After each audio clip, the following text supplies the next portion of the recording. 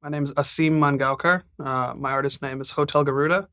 I'm a producer slash songwriter slash DJ slash gamer slash day trader slash interested in tech person. Yeah, and I've been making music for 8 years, DJing around the US and around the world for about six. And yeah, making music is what I love to do.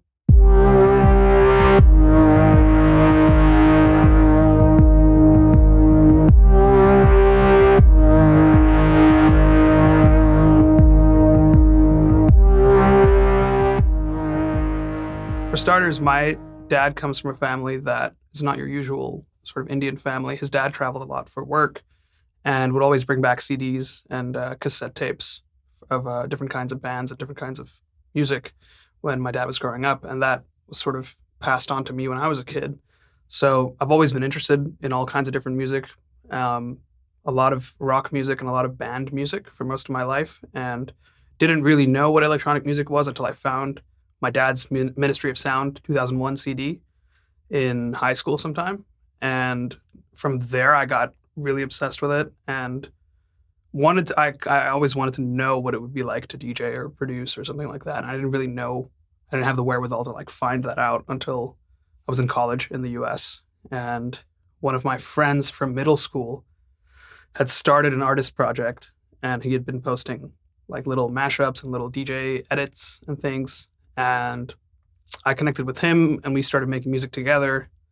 And he was sort of responsible for teaching me a lot of the workflow that makes me do what I do nowadays.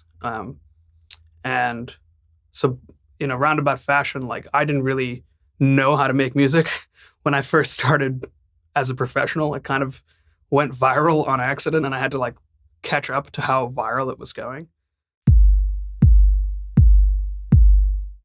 We put out our first song on SoundCloud and it sort of just exploded online in the first like few days.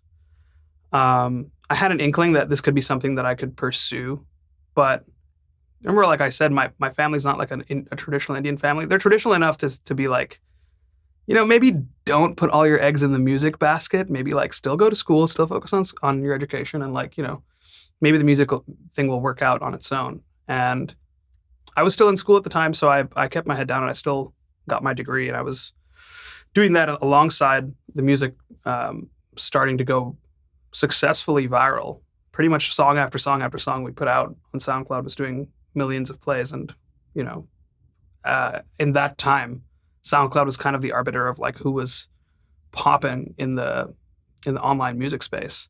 So I don't know. It's not like that. It's not that we like were doing it for so long and like didn't get any plays on any of our songs for like 10 years. And then all of a sudden, like one song went viral. It happened like right from the first song. And that was kind of a blessing and a curse because definitely went to our heads a little bit. Definitely went to my head for sure.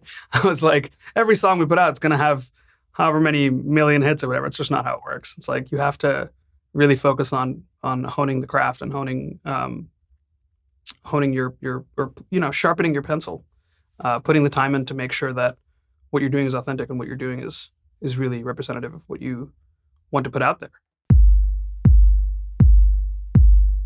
Yeah, I could imagine that. I could imagine a life where I'd like have a desk job. I have a clock in, clock out type sort of routine.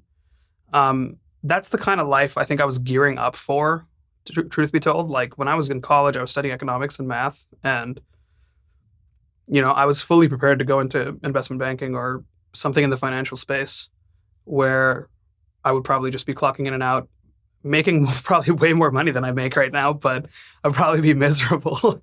And I think that's the trade-off, right? Like for me, I could probably live with the trade-off of, probably not being as free to do whatever I want, but the stability of a bill-paying job with benefits and things like that, the security that comes along with that, the peace of mind that comes along with that, it's a trade-off I'd make. I'd make that deal. Yeah.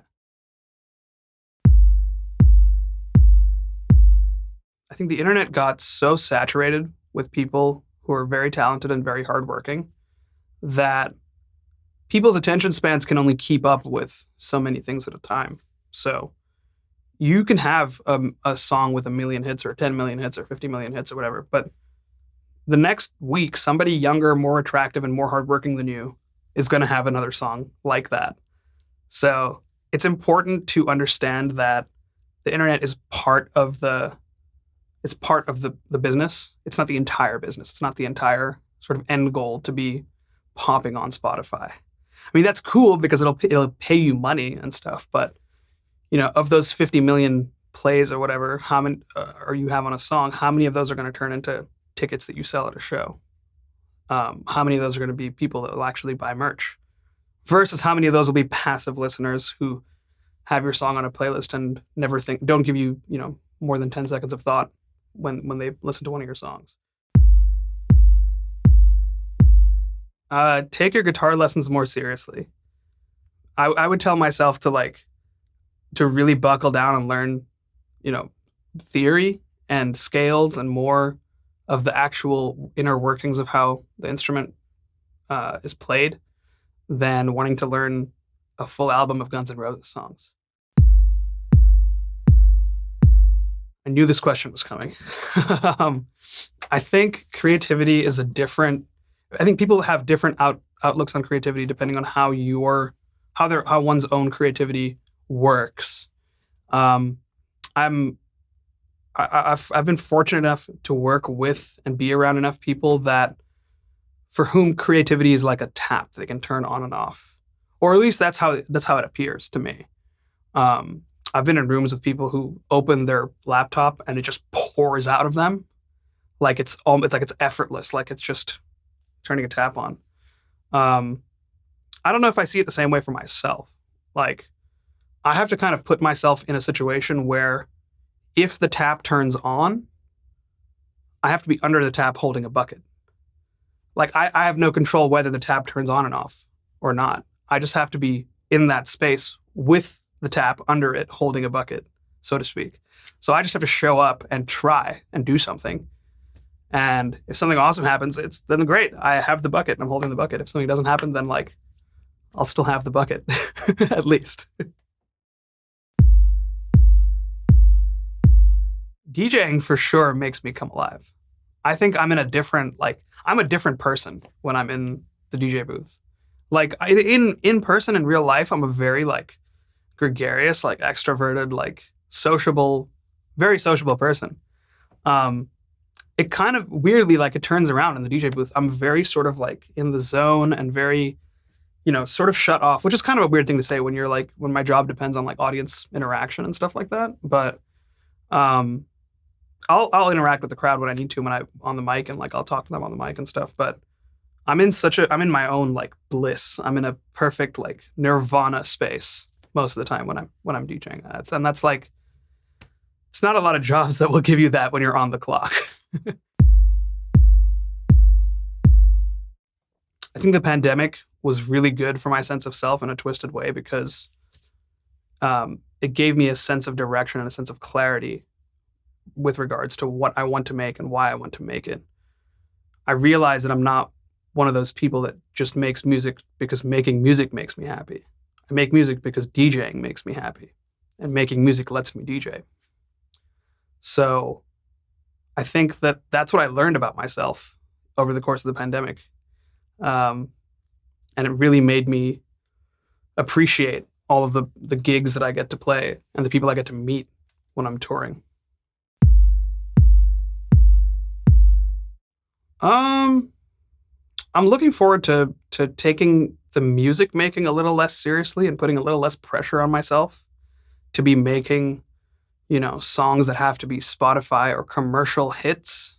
I think that's a sort of mentality that's really toxic, and it's a really unhealthy mentality to have, where you go into every creative idea with the expectation that it has to be a commercial success. And it ties back to what I was saying about learning what I wanted out of music in the pandemic. And I'm really just looking forward to, making music that I want to play in DJ sets, and, hopefully providing some guidance to people who are in the position that I was in 8 years ago. When you're starting out making music, you don't really know that you're starting a business. And nobody really tells you that you have to be making smart business choices and smart business decisions, not only with the way you handle money, but the way you keep people around you, and keeping the right people around you is super important. And just in general, trying to be an advisory voice, a helpful voice for new creatives, new musicians, new artists, people who are new to the DJ circuit, any advice that they want that I may have to offer them. I would love to be that person, because I think that while a lot of people are caught up in the artist rat race of who's going to sell out the Staples Center first, I'm less concerned with that. I think I'm more concerned with making sure people who are starting to put out music can survive off of the money they make, and that they have sustainable business models in place to keep that going and make themselves happy before they place priority on making their fans happy and doing everything for their fans, which is important for sure. But at the end of the day, you definitely have to look out for yourself and make sure that you're making the best decisions for the long-term sustainability of your career.